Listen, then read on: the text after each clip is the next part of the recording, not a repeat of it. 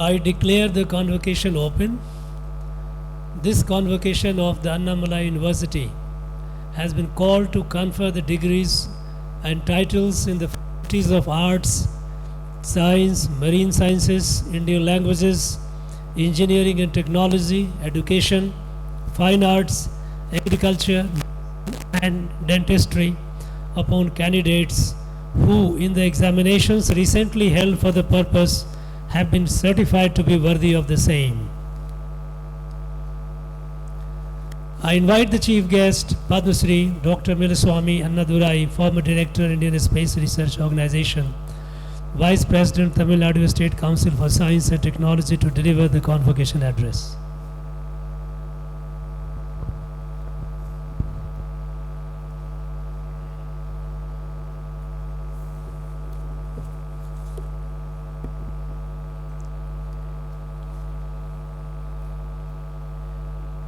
Honorable Governor of Tamil Nadu and Chancellor of the University, Principal Secretaries, Chairman and members of Academic Council, Principals, members of the faculty, staff and graduates, distinguished guests, parents, media friends, ladies and gentlemen.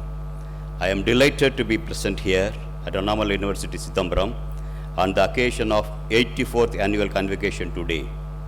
I thank the Vice Chancellor for inviting me to deliver this convocation address. I understand Annamalai University has set remarkably high standards in the teaching, training and the research. I look forward to this institution and its products witnessing this tradition and making a legacy for itself. It is heartening to note that this campus has provided some of the finest leaders, academicians and researchers to the nation. First and foremost, dear graduates, I congratulate you all on your successful completion of courseworks and getting a university degree. It's a great feeling in a person's academic life. This is a memorable moment. Generally speaking, a university degree is believed to open up the career prospects in one's life.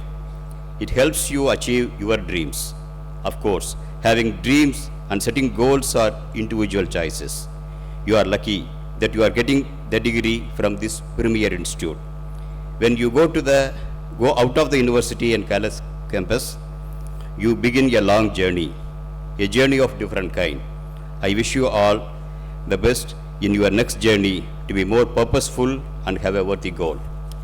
I do understand the campus has been able to achieve its commitment, providing the students high quality education in a technology enabled environment and adding values to their knowledge with a high degree of integrity and efficiency. Dear young friends, I am sure you would prove worthy of being an alumni of this prestige institute. Today, our country needs trained manpower in all the areas. Trained manpower is the real asset of any nation.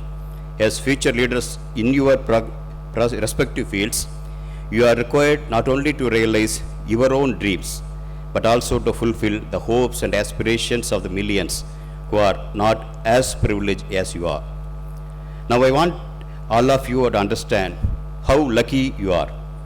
Let us look at where we are in the space-time domain.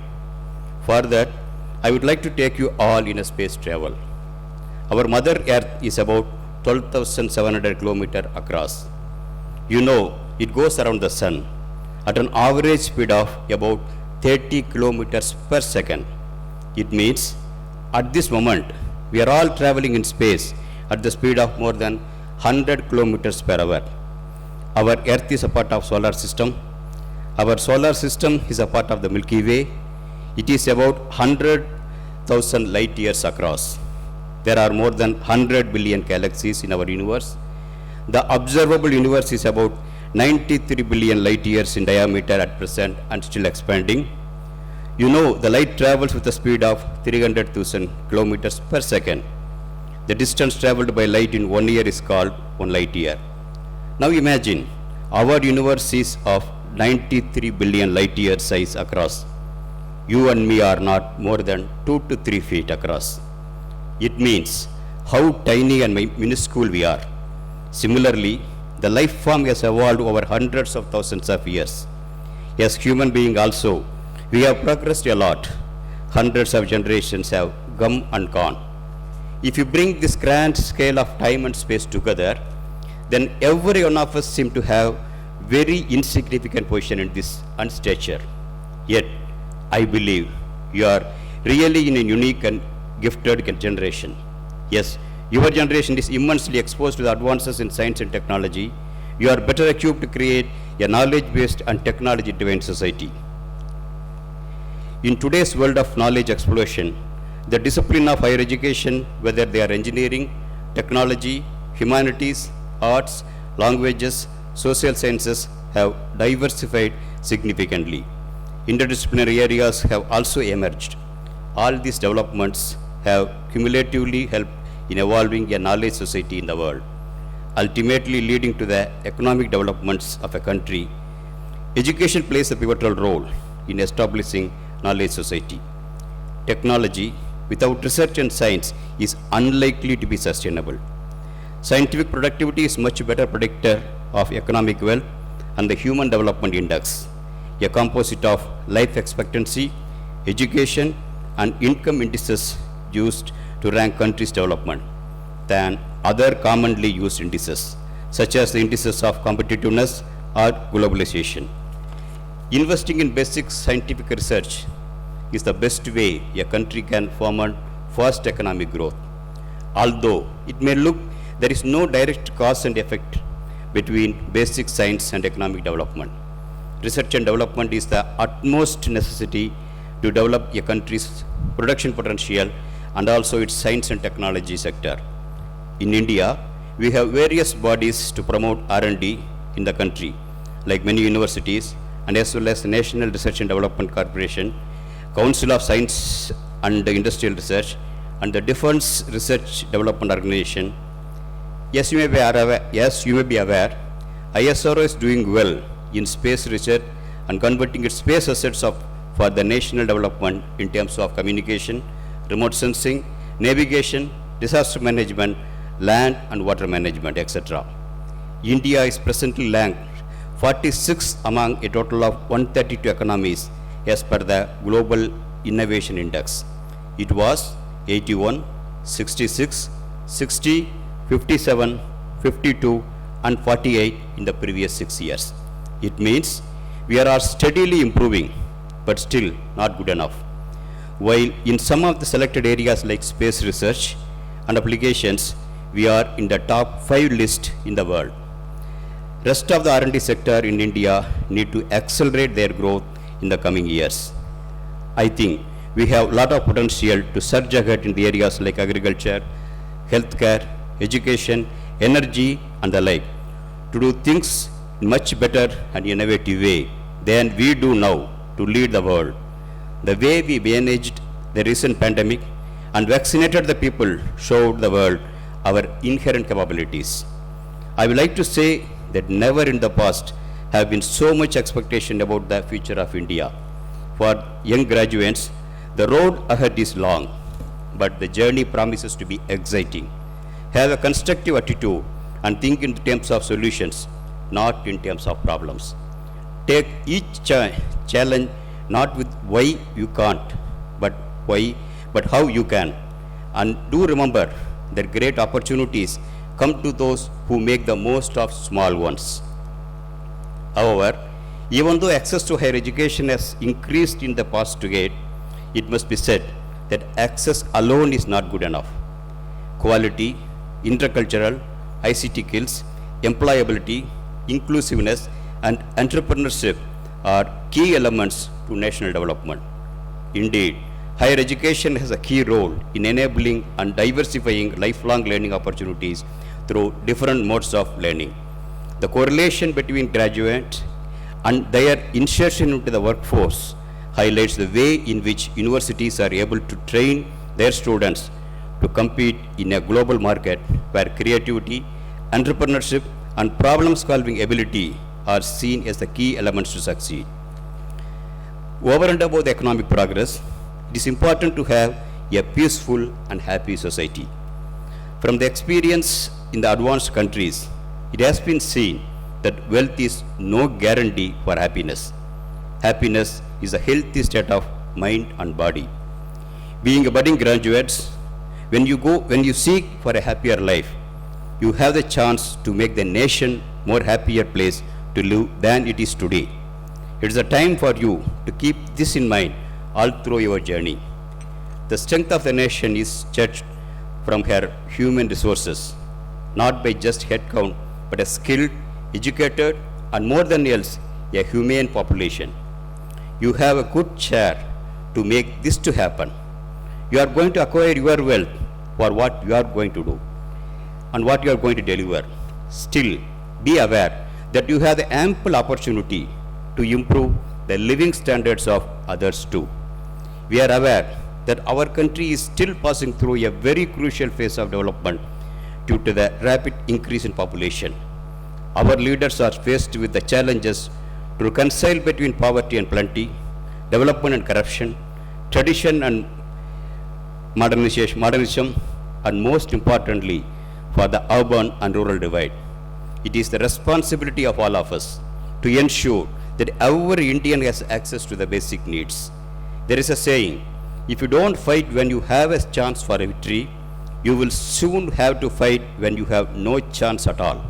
So let us fight with full might today, because I strongly believe we have the field open for us, and there is a dire need for us to put all our efforts and surge ahead. Let us do it so that tomorrow historians will record what we have done and not how we failed to grasp the opportunities thrown upon us.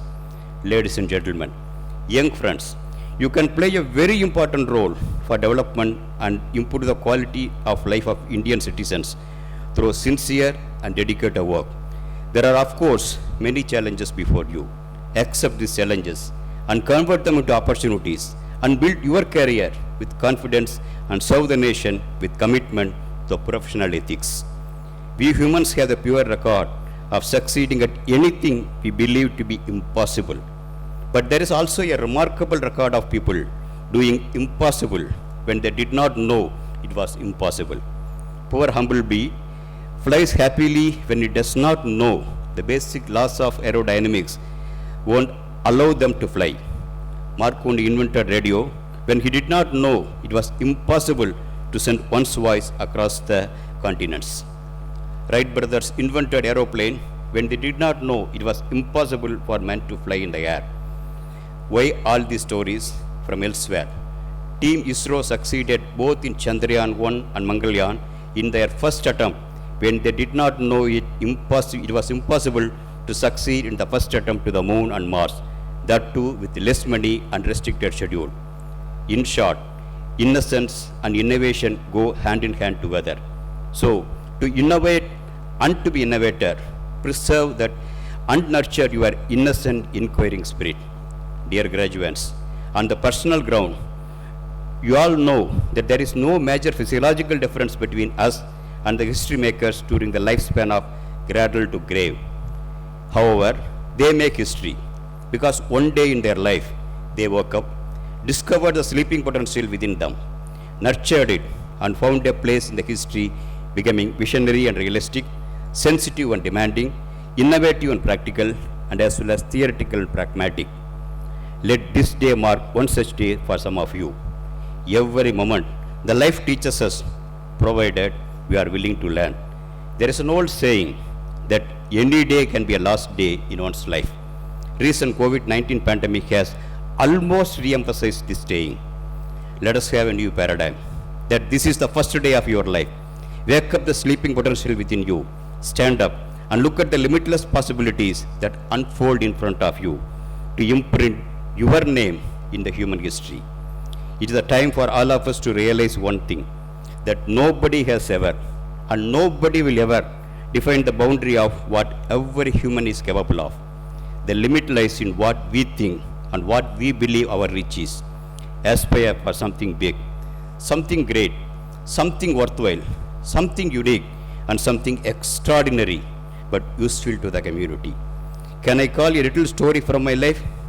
Like any other school student, I also read about scientists and achievers in the textbooks. I also wrote the names of the people and their life when it asked in the question in the exams.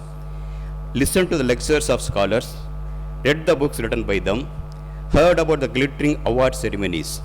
Sitting in a remote village that did not have even street lights, I was wondering what takes one to that position of figuring in textbooks, exam papers, taking podiums to speak, writing books, and finally getting awards too. Believe me, today I am there in all those places, textbooks, exam questions, national, international podiums, and even I have written few books. In 1982, when I first went to Bangalore, I had the chance to visit the Visvesvaraya Technical Museum. I was amazed to see many working models of inventions. But alas, all of them were depicting the foreign inventions. I thought one day Indian gadgets also should find a place in that museum. Recently, believe me, when I went to the same museum and saw Chandrayaan 1, Mangalyaan and host of Indian models filled almost one entire floor of the museum, I did recollect my first visit. To the museum with a salute to motherland.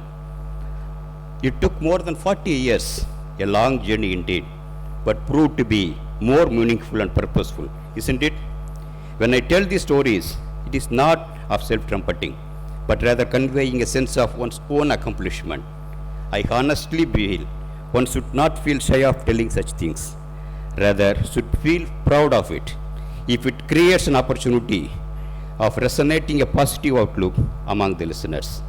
I think this convocation address is one such opportunity to convey my experience in this motherland to you, that one day you will become a person of you want to become. This great nation needs and can accommodate many more.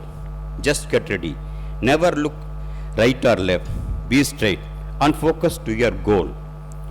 On this important moment of your life, make a resolve in your mind to achieve something meaningful, purposeful, everlasting, that people will look upon with your name behind. You will eventually be what you constantly believe yourself to be.